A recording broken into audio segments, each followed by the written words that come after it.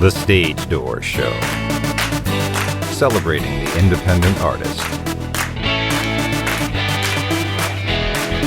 With your host, Dave Hondell. Hi, this is Ava Cherry, and you're listening to The Stage Door with Dave Hondell.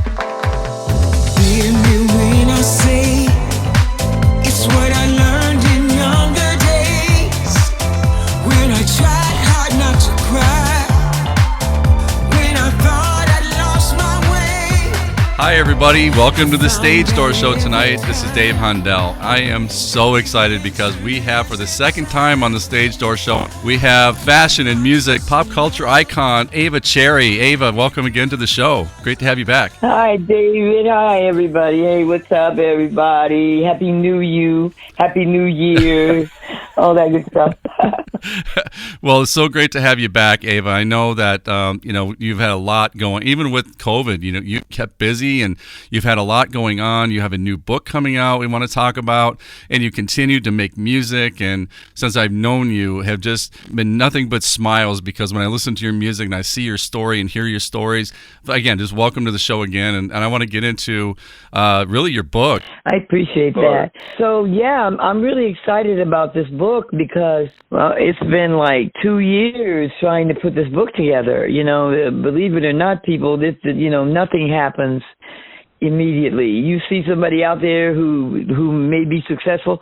They've been doing it for a minute, okay? Because there's work that goes into all those things. And when COVID happened, I said, well, since I'm going to have to be in, I'm going to just concentrate on getting this book, going. So that's what I did. And I'm really happy with, I'm really happy with it. It's my memoirs, people. I know a lot of people that are Bowie fans probably think that the whole book is about David and I, but it is not. The book is my memoirs, putting it together from when I was a kid, from school, from modeling, from all of what's happened to me from the very beginning. And, that's what it's all about. Well, I know, Ava, start talking about from the very beginning, and I know we talked about this on our show about a year ago, but it's been a while, and we have a lot of new listeners now. But, let's kind of go back to the beginnings. I know you grew up on the south side of Chicago, and, you really took a chance by moving. I think you moved to New York to be a model, and that's kind of where everything kind of blossomed and took place. But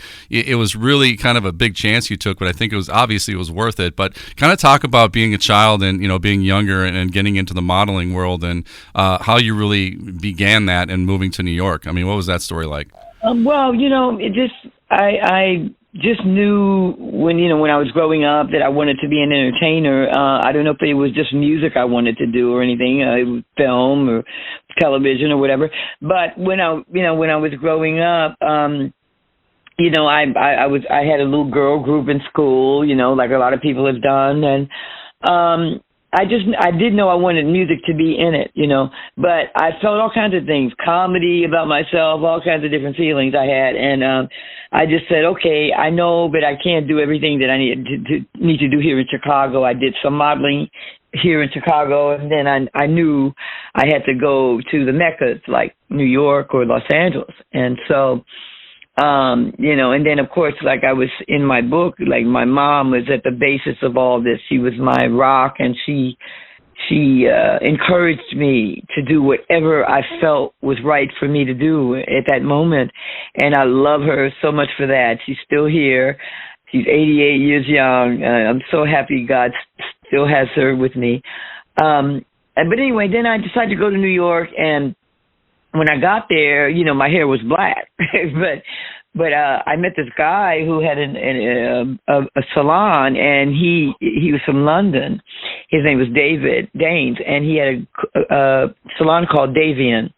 And so I started dating him, and he said, listen, I'm doing a New York Times piece on the salon, and I was wondering if you wouldn't mind doing your curly short hair. Could we bleach it blonde? And I said, yeah, why not? and I just right away just said, okay, that'll make me unique and different, and in what I do. And I noticed that I was one of the first people to wear my hair that way. And it was in the New York Times, and it was this great picture of me with they platinum blonde. My hair was platinum blonde. So then I did that, and you know, after a while, my agent that I had there said, "Oh, you know, there's this guy named David Bowie, and he's coming here to play at Radio City. He's not super famous yet, but he's going to be. I think he's going to be huge. And here's his record. It's called Ziggy Stardust." And I said, okay. So he gave me the record. I took it home and I started listening to it, and I was just so mesmerized by the music. It was so different from what was going on at the time. And I listened to his it was just so I can't even totally explain it. The melodies of the things, like for instance, Moon Age Daydream was my favorite song on that record, because when I met him, he asked me that what was my favorite song in my first of meeting him or being around him or hearing him, and I told him that. So I recorded that, guys. I'm an alligator. I'm a mama, papa coming for you. I'm a space invader. I'll be a rock and rollin' bitch for you. Keep your mouth shut. You're talking like a big monkey bird, and I'm busting up my brain for the word.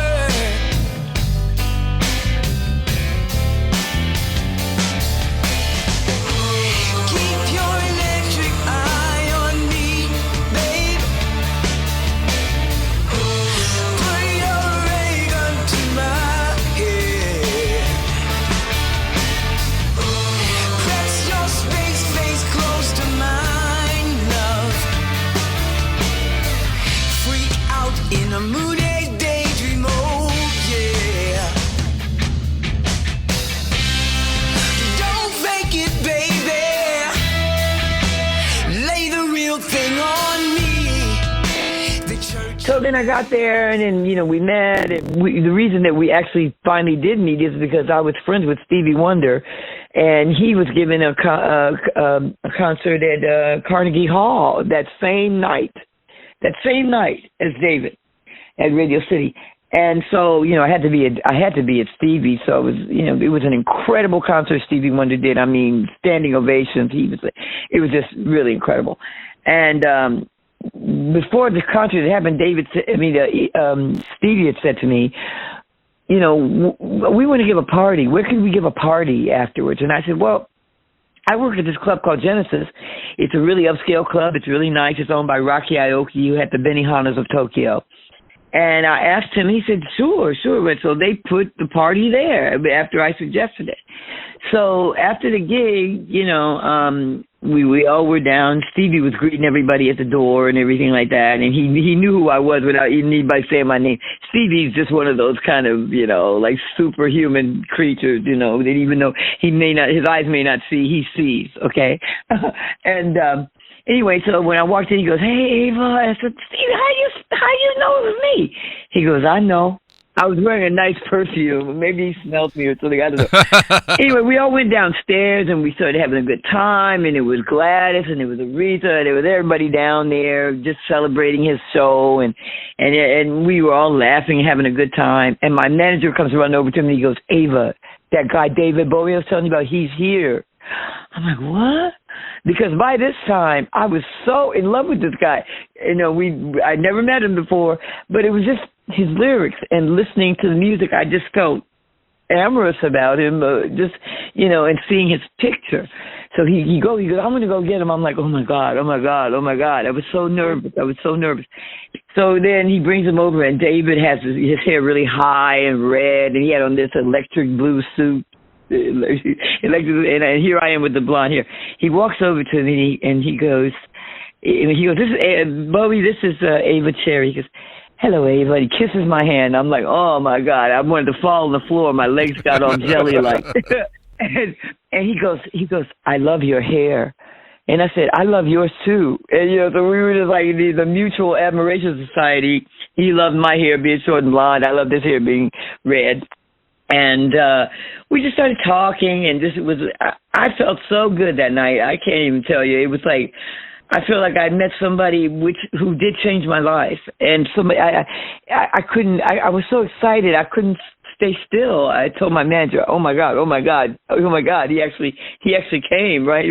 So then he says to me, listen, let's have dinner tomorrow night. Can we have dinner? I said, okay.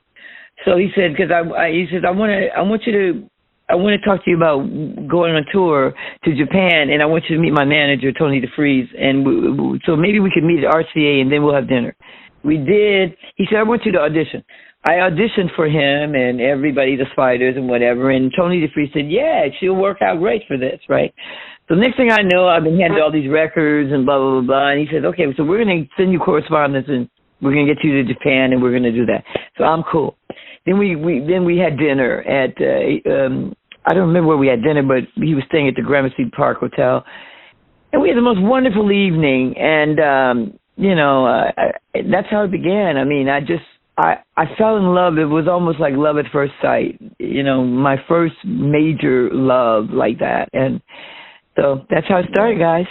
Ava, just hearing that story again, it just brings me back to that era of music. And, that was really the best time in music. I mean, the 70s and 80s and, the time that you were in that music. I mean, right now, that's like one of the most iconic eras for music. And you were part of, that pop culture, and you were very influential in the sound of, which I want to kind of talk about as well. But, you influenced that sound of the Young Americans project through your, introduction of some of the people that you knew. Well, yeah, I mean, I influenced it because from beginning, long before it got to Carlos Alomar or any of those people, we were in London, and he was like, listen, I want to do this soul record.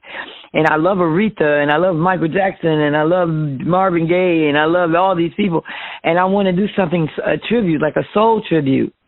And how can I do that? Where would we do it? And I said, well, we first got to go to America, and we should probably, try to, find a band like at the Apollo, because that's, where all the, the soul is. That's like sort of the concentration of soul in a place like New York. So he got him that immediately. He didn't even tell me he was doing it. He just went ahead and called people in New York and said, I want to go to the Apollo, because we ended up there. So I know that when I told him that, he listened to me. And he said, he sent me on to New York like a couple of weeks before he got there. And I was staying at the Gramercy Park too. Then, we showed up at the Apollo, we rolled up in this limousine, and, he had on I'm not sure what color the suit was. I think it had red electric, it was always electric, whatever it was in those days. And we were just dressed to kill. We pull up in front of the Apollo, and there's all these black people standing out there, and they go, who's that? That's David Bowie. They said, David Bowie? I said, David Bowie. So they were like, oh, and they were just like staring at us like but they were smiling. They weren't hostile or nothing. They just didn't know who the hell he was or me. So anyway, we went on inside, and we were, everybody was performing that night. The Temptations, the Spinners. Richard Pryor was a comedian. What's his name? Well, we saw Carlos was there with Cuba Gooding's father's band. But anyway, all I can say is that we watched from upstairs in the balcony, and David just thoroughly enjoyed the soul review that he saw, and then, of course, he loved Richard Pryor. We laughed about Richard, and Richard, cool guy. We went to that, and then that was it. Then David said, he said, okay, well, we're here. Where are we going to record? He decided to go to Philadelphia, and he wanted to use the Philly sound guys, but they didn't want to work with him because he was a white rocker. Now, I'm not trying to say that they were racist and said he's white, but because in the Philly sound there had been no white artists that had worked there in that studio, they were kind of afraid to work with him. Right. And so when he asked all those famous Philly soul people, and they said no. He said, and I think Mike Tarzier, he was there. I think he just died not too long ago, like a couple of weeks ago. But anyway, David said, that's okay. So he got Carlos to pull together some musicians that he knew. And that's how we formed the band. Wow. That's a great story. And, you know, and the other thing that happened around that same time frame is, you know, when you were recording with David, you know, the song Fame, that everybody knows about the song Fame. But what many people might not know is at the end, that is you and John Lennon and David Bowie all together in the ending of that song, which I found fascinating as well. But there's another cool story about that. There was a story about granny glasses. I want to hear the granny glasses story. The thing is that the song Fame, we would, you know, David, if anybody went to any of the Bowie Is exhibits, and I represented it here in Chicago, there were all these different plexiglass things that they put, like David's diary. He had a page diary here. So when I was in there and I was representing it, one of the producers said, "Did you see this about yourself?" I'm like, "What do you mean?" He goes, "Well, David wrote this in his diary about you and Fame." And I'm like, "What?"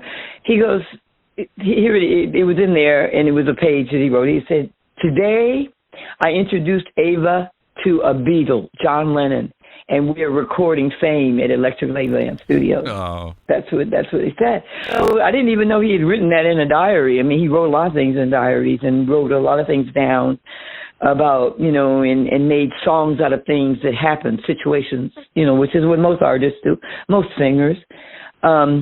So I was so happy to see that, because I didn't even think he was, you know, that he was thinking that way. But I was pleasantly surprised.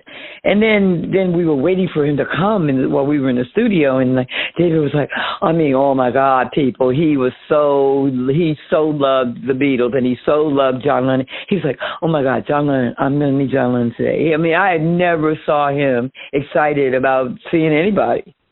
Really, yeah. He loved Aretha. He loved his the people that he loved, the Michael Jacksons or whatever. But I'm saying the way he was going on about John was like, you know, he goes, I wonder if he really wears those granny glasses all the time. So anyway, the doorbell rings. John's at the door with the granny glasses, and he turns around to me at the doorway because I was right behind him, and he goes, he's got the granny glasses on. So he loved it. And John had the best time. He just was enjoying playing Across the Universe 12-string again, let David sing it. And he said, oh, man, it's such a wonderful time, he said, you know. And David was just so chuffed that he did. And then, so I'm standing there when they're doing Fame, and John is going, Fame. You know, he's doing his little number there, and David's singing the lead. And at the end, but Fame, fame, fame, fame, fame, fame, fame, fame, fame, fame, fame. That part right there. David said, Ava, go in the studio. I'm like, okay. He goes, I want you to just go fame, fame, fame, fame, fame, fame, fame, fame, fame, fame, fame. And I said, well, that's all? He goes, yeah. I said, well, what is that going to do? He said, just do it, girl. So I did it. And then they mixed his voice in with John and mine, and that's how we got the ending of Fame. Wow, that's amazing. What a great story. But the weird part about it was when Fame was like it was in a commercial. It was in a Cadillac commercial, and it was in a Louis Vuitton commercial. The people called me and said, oh, we have a check for you. And I was like, oh, great. She said, oh, it's a commercial, so it's going to be good. About 2 days later, they sent me an email saying that I wasn't going to get paid for these commercials. I'm like, what? Why not? And they said, oh, well, because your name wasn't written on the back of the record. My name is on every single record except that one. Oh, wow. And so I'm like, but I did every song. I mean, I was on every song, except the ones that David just sang by himself. So anyway, make a long story short, I actually had a good cry about that, people, because I just felt like I deserved it, and somebody else got it. They gave the money to somebody else. I can't even remember who the person was. I think it was Jane Millington or something. But they said she sang on Fame, but it wasn't the version I was on that day. So they tried to make out like, you know, I wasn't on it. So the reason that I didn't deal with it much earlier was because I knew that was going to incur a lot of lawyer's fees, which, you know what that's like. Right, of course. I finally went to a lawyer and I said, listen, I'm not getting the money that I'm supposed to be getting. I was on this and blah blah blah. So then, they did their research and found that I was on it, and so they said, oh, we'll just reach out to his estate. But when we reached out to his estate, they tried to say that I wasn't on it. Wow. This is after David was really sick, where I'm sure he wasn't talking to anybody, where he just before he died, maybe a year before or something like that. I asked them if they could just please reach out to him, but I know that they weren't going to. So anyway, make a long story short, they kept on giving us a runaround for about 6-7 months, and we just kept asking them for things. Could we please have this? Could we please have that? And then they were like, no, she's not on it. So then my lawyer said, look, I am tired of this. I'm not going to go for this. This is not going to happen. They do this to too many artists. They do it to too many artists. He sends the estate a message and says, listen, if you guys don't respond to us in the next week, we are going to pull everybody into court that was there that day, that came there that day. We're going to get the track, we're going to pull up her voice on it, and we're going to prove it. And as soon as they did that, they gave me, I have the credit now. What I'm saying is because of the laws of how long you can do, I didn't do it right away.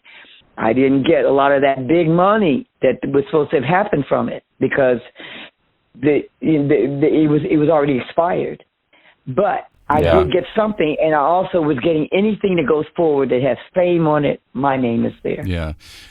I mean, I think that's a good lesson for a lot of our listeners, which we have a lot of indie artist listeners, and that's the biggest part of my listening audience. But what you just said, a lot of people talk about in my shows, talking about the legal aspect of your career and making sure that when you're on an album or when you do music, make sure that you're protecting yourself and protecting your songs, your voice, and going forward, copywriting, all that kind of stuff. So I guess from your extensive experience in the music business, I guess what's your biggest message when it comes to protecting yourself? I guess to our listeners, what would you say? To all you people that are independent out there, be careful.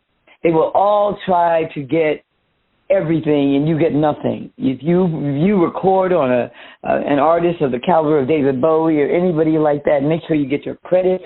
Make sure you whatever you did is noted. Make sure that it's filed. Everything, because they will not give it to you, no matter even if you did it. If you don't have those credentials. Really, it's really important that you get that. Besides being an artist, besides being creative, you've got to be a business head too. I know that's a lot to ask because you're just trying to be creative, but if I had it to do all over again, I would have been more conscientious about the business. Yeah, everybody says the same thing, and I think it's I'm glad you said that, Ava, because everybody that we have on the show that's been there, like yourself, and who's toured the world, and that's the one advice I think that most people give is just to make sure you protect your work, and if you don't, you never know what can happen. You can't assume that everything's going to be okay with your music. You got to protect it. So that's a good advice. And guess what? If I hadn't gotten the lawyer to do it, and he did it pro bono. Wait a minute. He was so upset of how they did it with me because they didn't see my name there. That meant I wasn't supposed to get paid. Whatever. Yeah. From 79 or whenever it was. So, what I'm saying is he did it. He said to me, I said, well, I can afford to pay you something, but I can't, he goes, don't worry about it. Whatever you don't afford to pay, don't worry about it. I'm going to deal with this because I'm not going to let this happen to you. This artist is too big for you to get, effed over. And so I'm not going to let it happen. Yeah. No, now that's I'm on good. everything that has Saint's name on it, every single thing. So, but unless I'm going to tell you, unless you fight, you're not going to get you fight for your rights. Yeah. Fight for your rights because boy, oh boy. But I have an attorney that if I'm going to do anything, I just tell her and she says, okay, don't you sign anything until I see it, and I don't. Yeah. So talking about performing and being an indie artist, I know that, your extensive career, you've been overseas, you've traveled overseas, and one of the things I always like to ask artists that have been overseas is, what is the difference between performing here in the United States and performing overseas? Because what I'm told, and again by a lot of artists, that here in the United States it's they're kind of whatever the hot thing is right now, and then overseas they really appreciate the albums that are the deeper cuts, things that are maybe not played on the radio every day, but they appreciate the entire album. And so is that true? Oh, yeah, that's true. It's always been true, like in Britain and France and in Scandinavia and Amsterdam and places like that. They always, they don't care. They don't care how old you are. They don't care what you look like or whatever. If your record was good, they'll have you there. They'll have you there performing, promoting, whatever. No, the Europeans are different about that than America. America, you got to have a number one record to get that, maybe. You know what I'm saying? But over there, no, I enjoy it. Like, for instance, I'm getting ready to do in April, they've got the Bowie Festival that they do every year for the last 7 years since David's been passed. And they asked me to perform there this year. And so I'm so excited to do it because I just want to get up there and sing his songs, and it's I've been all over the world, but I've never been to Ireland. And they said, we want you to be here the whole week. He says, we're going to have you Q&A, and then we're going to have you perform. So I'm excited about that in April 17th, Bowie, Ireland. That's awesome. The other thing I wanted to get into, obviously, is your book, All That Glitters, the Ava Cherry story. And I just want to talk about that because I know that this is, like you said, it's a long time coming. But what can we expect from the book? I know stories like you just told, and just growing up and things like that is kind of your memoirs. But, that's a very exciting project. And I know it's like we're very excited for it to come out. But what can we expect from that book? What kind of other stories can we look forward to in there? Well, you're going to see other stories of different other artists that I've come in contact with, Bob Marley, Keith Richards, friends of mine, people that were friends, and different episodes and things that are kind of funny, things like that. I mean, my main objective was to make people feel happy, or to make people feel, inspired by my story that, I had my sweet mama just always in my corner forever and ever, as long as I've been in this business, and she's still there. She's 88, and it was just, it's just going to be different stories, just different episodes of my journey through life, from, like I said, from the time I was, in school and started out, trying to sing or whatever, till now, that I'm still out here. Right now I'm doing voiceovers and commercials. So I love it. I love that. I mean, believe me, it's a cool business, very lucrative as well. But so that's really what it is. I mean, I want you to, like somebody, okay, there's a guy that writes for People magazine and Rolling Stone and whatever. And he said, listen, I sent the book to him because I want to get, in some more of those magazines. And I said, so what did you think? He goes, Ava, I loved it. It was so adorable. You taught your family. He said, some of my favorite stories are about your family. Because, where I came from, and, my father was a trumpet player and all kinds of different stuff. Wow. I don't want to give it away. I just want you guys to enjoy and have a nice laugh, have a nice smile about, and also to give you the confidence that no matter what, don't let anybody tell you what you should be doing. If you feel like you're right, if you feel like you can make it, if you feel like you can do it, just do it. Don't listen to other people's advice about it unless you really respect them. Yeah. Unless you really, if somebody said, "No, you'll never do it," or "You can't do it," just give them the hand. You've sustained such a long career, and I know that decades long. And what is the one thing you look back on in your long career? And you look back on and just smile. What's the one thing that you look back on and just this was it for me? I mean, that was the one time in your career that you really look back on, smile at. Well, babe, I have a few of those, so I can't just tell you this one thing that I would look back and smile on. But I do remember when I was 21 and I was with Bowie, and he introduced me to the audience, and he told them that I had just made 21, and they clapped and they wished me happy birthday, and it was one of those nights where I had a solo, and he had staged it for me, coming down the stairs singing the solo. And then when I got to the bottom of the stairs and I was at the end of the song, he introduced me, and it made me feel good that he wanted his audience to know that I was 21 years old, and and all that. And I mean, there were so many moments with him, and there were a lot of moments with Luther too. I mean, being with Luther Vandross was one of the most incredible experiences of my life as well. Luther taught me so much, and he was such a pro, and I wanted so much to be the best that I could be. I always knew that everybody that Luther had in his entourage were superstars in their own right. I mean, they were all the best at what they did. Luther pulled together the best of the best and put them together. And I remember one time I said, well, Luther, I think after this tour I'm going to go because I got a solo project getting ready to come out, and I'm probably not going to be able to do the next tour. He was like, oh, okay, well, that's a shame because I was just getting ready to give you $1,000 raise. Well, maybe I could just stick around for a little while longer.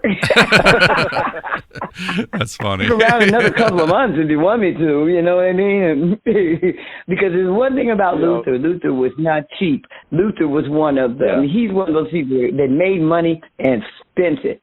We did not have, or I did not have a birthday or a Christmas where I didn't get a Louis Vuitton bag from Luther or a Kieselstein belt or something like that, because he was about showing you his affection for you by sometimes what he gave you, I just had the best time. I had the best time. Well, when you were younger, getting back to that real quick, all this great career that you had, and it almost didn't happen when you think about the fact that that was canceled. I think the tour was going to be canceled, the one that you were asked to be on by David, and you had given up your apartment, I believe, and you had given up a lot to do this, and it almost didn't happen. But by fate, I think it happened because I think the higher power put you guys together. Yeah, right? Well, it happened by fate because I was one of these people that I wasn't going to be defeated. I mean, when I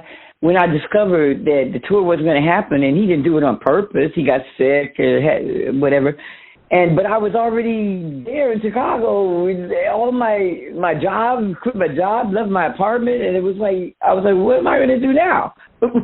Whatever. And this guy that I had met in New York, quite a bit older than me, that lived in Monaco, asked me if I wanted to spend the summer in Monaco in the south of France, which I had never been to Europe in my life. So I told him no because I was in love with David, and I said no. But when that happened, I said, I've got my determination said, I've got to get to Europe. I got to find David. I have to get. It was an obsession with me. I mean, I know people have obsessions, but it was a good obsession, but I just couldn't let it go. And my mother was like, well, you're going to go to Europe to find David Bowie? I'm like, Mom, I got to go. I had $200 in my pocket, I think, and she said, you're going to go with $200 in your pocket? I said, yep. I got on that plane.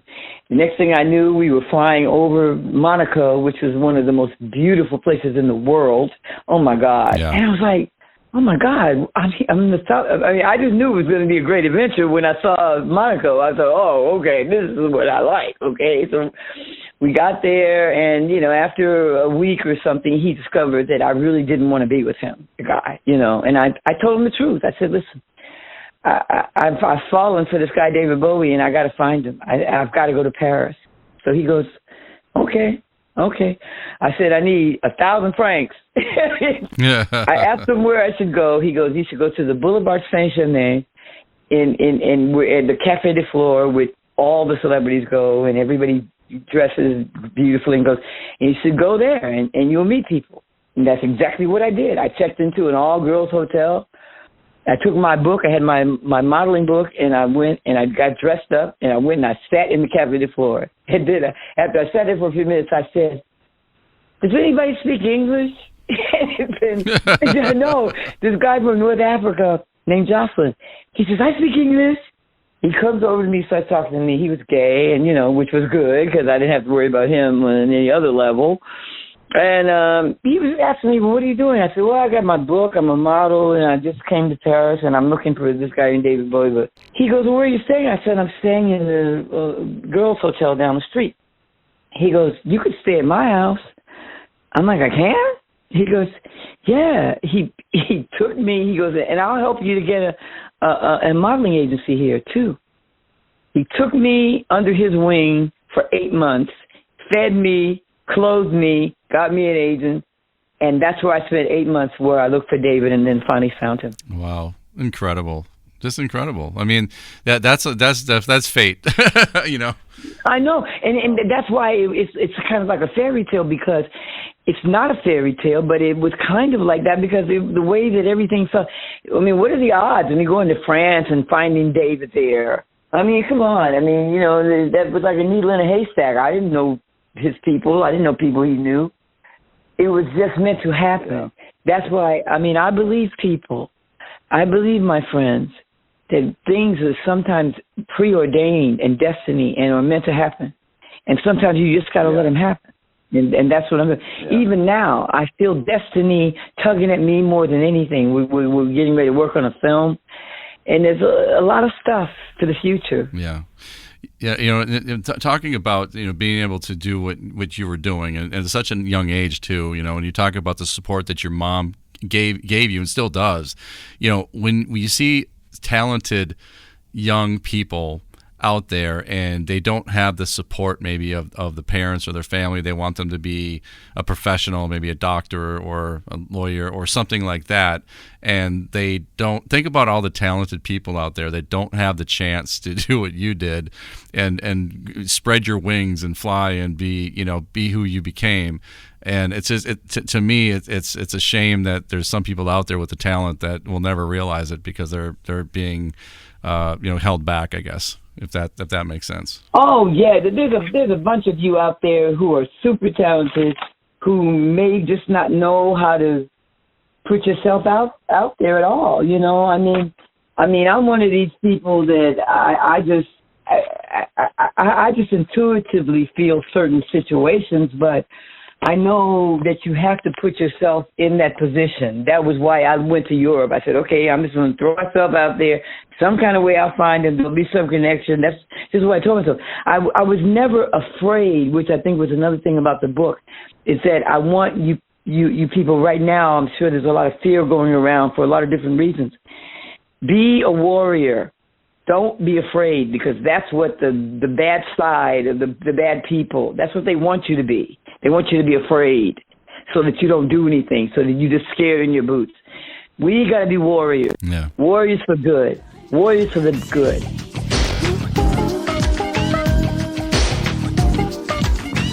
Just thinking about the feelings there were before. It's something that we took for granted, I know. And I don't think I ever wanted you more. I'm sure. For you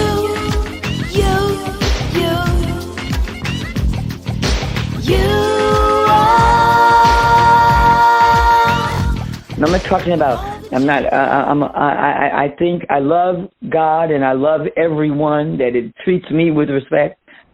But I'm just saying that I know that fear is gripping a lot of people right now. They don't even know what they're afraid of. They're just afraid. Yeah.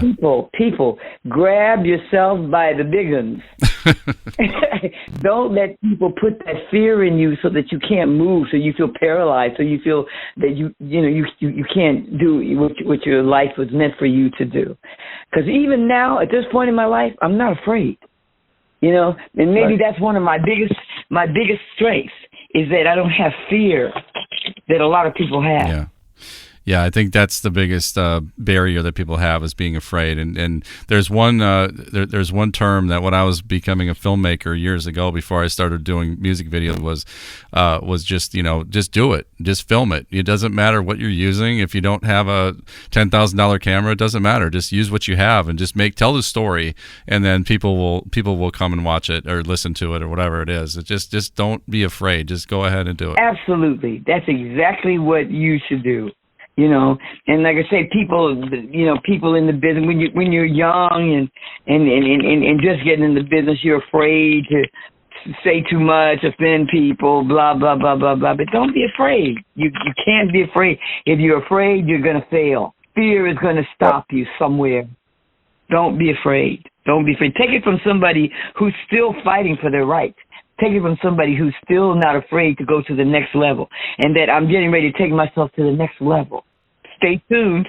Stay tuned to the next level. We're all going to stay tuned. AvaCherry.com, too, for all of our listeners. Make sure you guys check out AvaCherry.com. There's her music and a lot of great stuff on her website. I'm looking at it right now.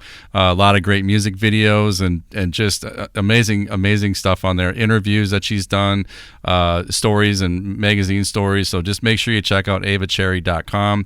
And Ava, I know the book is coming out. We cannot wait for that to happen. I know people can order it. January 25th. There you go. So January 25th. If you go to Amazon right now, you can still pre-order for January 25th. So guys, get out there and pre-order that book, All That Glitters, the Ava Cherry story. Again, Ava, we can't thank you enough for being on the show, the Stage Door Show, for the second time. We love you as a guest and obviously as a person. Let me tell you something, my friend. I love talking to you because the way that you interview, there's certain people that I have interviewed with that I really didn't interview well. You always do. You always ask the right questions, and I try not to give the same kind of interviews all the time, and so I gave you some stuff that I didn't say to other people because that's exactly what it should be.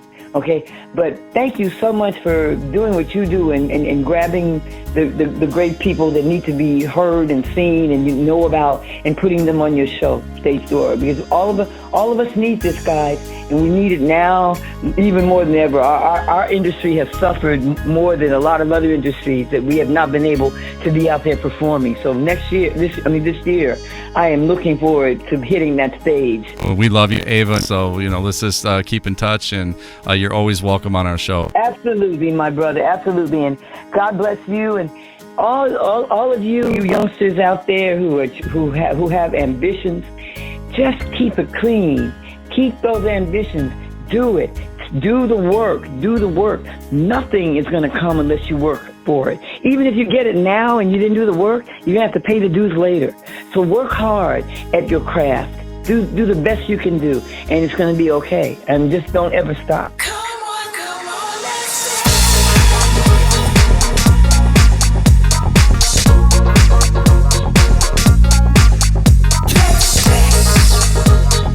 Put on your red shoes and dance the blues to the song that's playing on the radio.